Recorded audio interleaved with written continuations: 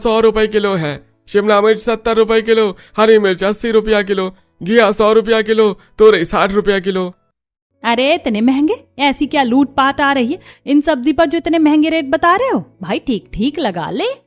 Madam 5-10 रुपए ही बचते हैं हमारे भी, इससे सस्ता नहीं लगेगा। सुजाता काफी देर तक मोलभाव करती है लेकिन वहां से करेला नहीं लेती। इसी तरह वो 3-4 सब्जी वालों के पास जाती है और आखिर में 90 रुपए किलो वाले करेला ले लेती है। मम्मी आप 10 रुपए के लिए कितना टाइम लगवा देती हैं? अरे घर ऐसे ही चलता है, अभी मैं चला रही हूँ ना, इसीलिए तुम सबको मजा आ रहा है। जब खुद चलाओगी तब पता चलेगा। 10 रुपए भी बहुत बड़ी बात होते हैं, 1-1 रुपया बचाना पड़ता है। मैं तो ऐसा कभी नहीं करूंगी, इतनी कंजूसी किस काम की। बहू हो गई ना सारी खरीदारी, चलो अब घर चलते हैं, वहां और भी काम है। दोनों घर वापस आ जाती हैं। ससुर की फरमाइश पर आरती ने रात के खाने में करेला बनाया है।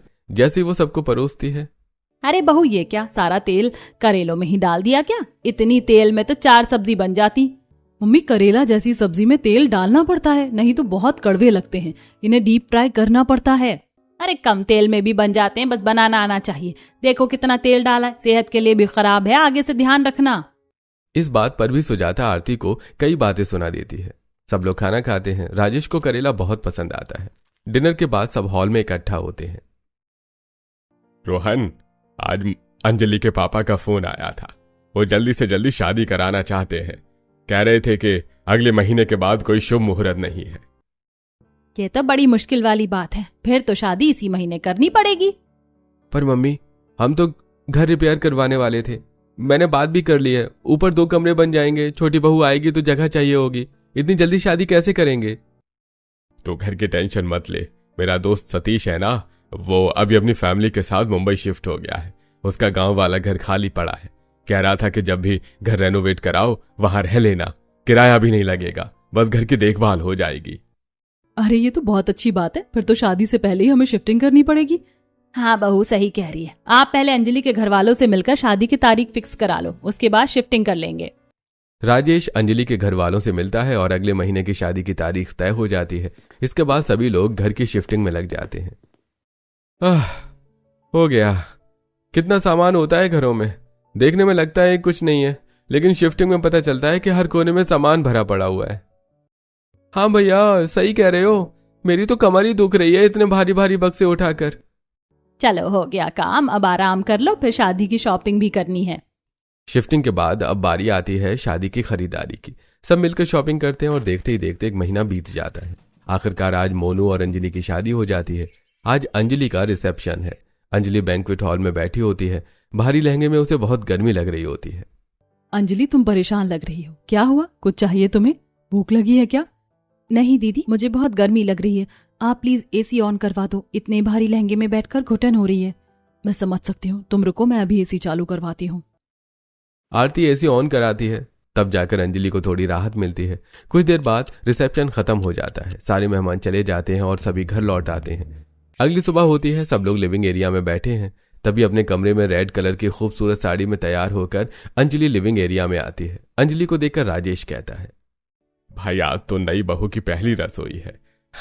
मतलब नए नए आइटम खाने को मिलेंगे। अंजलि बहू, सुना है कि तुम्हें कुकिंग का शौक है और तुम हर तरह का खाना बना लेती हो। हाँ पापा आपने सही सुना, तो बताइए आपको क्या खाना है, मैं वही बनाऊंगी। बेटा तुझे जो अच्छा बनाना आता हो अपनी पसंद से बना ले। राजेश की बात सुनकर सब लोग मुस्कुराने लगते हैं।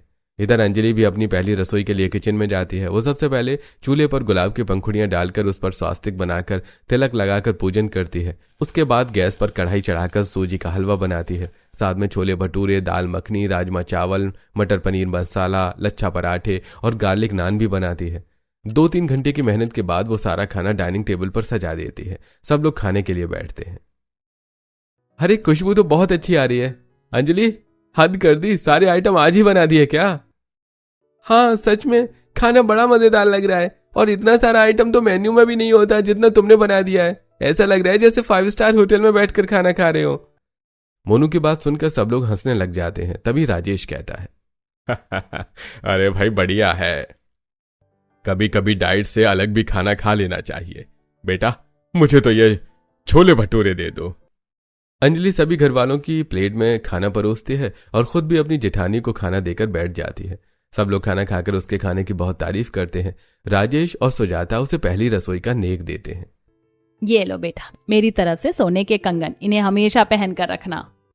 सुजाता को अंजलि को कंगन देते देख आरती मन ही मन सोचती है, कंजूस कहीं की, सारे पैसे जोड़कर बस सोना ही खरीदती है। मुझे भी ऐसे ही कंगन दिए थे। मुझे ही पता है घर की सब्जी, तेल, मिर्च सब में कटौती करके बनाए हैं ये कंगन। सुजाता आरती से कहती है। आरती बहू, रोहन, तुम लोगों को भी बहू को कुछ गिफ्ट देना चाहिए, आखिर तुम भी तो बड़े हो। आरती अपने कमरे में जाकर एक खूबसूरत साड़ी और हैंडबैग लेकर आती है। अंजलि, ये साड़ी तुम्हारे भैया की तरफ से है और ये हैंडबैग मेरी तरफ से, कैसा लगा तुम्हें? हाँ भाभी, बहुत सुंदर है। अंजलि अपनी पहली रसोई से बहुत खुश होती है। वो सारा खाना वापस किचन में रखती है। दोनों देवरानी जेठानी मिलकर किचन साफ कर रही होती हैं। तभी सुजाता वहां आती है।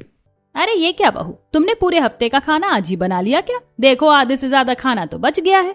मम्मी, पहली रसोई थी ना, इसीलिए आइटम थोड़े ज्यादा बना दिए, इसीलिए थोड़ा थोड़ा खाना बच गया। बेटा आगे से ध्यान रखना, घर में 4-5 लोग हैं, उनके हिसाब से खाना बनाना चाहिए। ऐसे खाना बर्बाद करना अच्छी बात नहीं है, और सामान भी तो वेस्ट होता है। चलो इसे फ्रिज में रख दो, आज शाम को खाना बनाने की जरूरत नहीं है। ये कहकर सुजाता चली जाती है। अंजलि अपनी जेठानी से पूछती है, दीदी, मम्मी हमेशा से ऐसे ही कंजूसी करती है या आज ही कर रही हैं? अरे ये तो ऐसी हैं, कोई बात नहीं, तुम नहीं हो, आगे आगे देखना, तुम्हें सब पता चल जाएगा। अंजलि को अपनी सास का व्यवहार थोड़ा अजीब लगता है, लेकिन वो अपने काम में लग जाती है। किचन साफ करने के बाद वो आराम करने लगती है। थोड़ी देर में शाम होती है। दोनों बहू को पहले ही ऑर्डर मिला हुआ था कि इतना बचा हुआ खाना फेंकना नहीं है, लेकिन दोनों रसोई में आकर बस रोटियां बनाती हैं और सबको खाना सर्व कर देती हैं। और इस तरह आज घर में सब सुबह वाला खाना ही खाते हैं। इसी तरह कुछ दिन बीत जाते हैं। अब गर्मी भी बढ़ने लगती है। अंजलि रसोई में खाना बना रही होती है, तभी आरती वहां आती है। दीदी आज कितनी गर्मी है ना, लगता है आज तो एसी चलाना ही पड़ेगा। हाँ यार, सच में बहुत गर्मी है। मैं तो अभी कूलर के सामने बैठी थी, फिर भी पसीना नहीं सूखा। देखो अभी सुबह ही नहाई थी और काम करते करते फिर से हालत खराब हो गई। हाँ मैं भी, रसोई से बाहर आते ही पसीना सूखता ही नहीं, फिर तुरंत नहाना पड़ता है। गर्मी के कारण दोनों बहुएं घर का काम खत्म करके अपने अपने कमरों में एसी चला लेती हैं। ऐसे ही 10-15 दिन बीत जाते हैं। महीने के आखिर में जब बिजली का बिल आता है तो मैंने तुम दोनों को कितनी बार समझाया कि घर की लाइट पंखे बंद रखा करो। देखो कितना सारा बिल आ गया है, कौन भरेगा इसे? और ये हर समय एसी चला रही हो, मीटर पर कितना लोड पड़ता है। अभी इतनी भी गर्मी नहीं हुई है। आज से अगले 2 महीने तक कोई भी अपने बेडरूम में एसी नहीं चलाएगा। अगर चलानी है तो लिविंग एरिया में बैठो। आज बिल आते ही सुजाता ने दोनों बहुओं की क्लास लगा दी, लेकिन दोनों बहुएं इतनी आसानी से मानने वाली कहाँ थी। उसके बाद भी वो चोरी छुपे एसी चलाती रही। ये सब देखते हुए एक दिन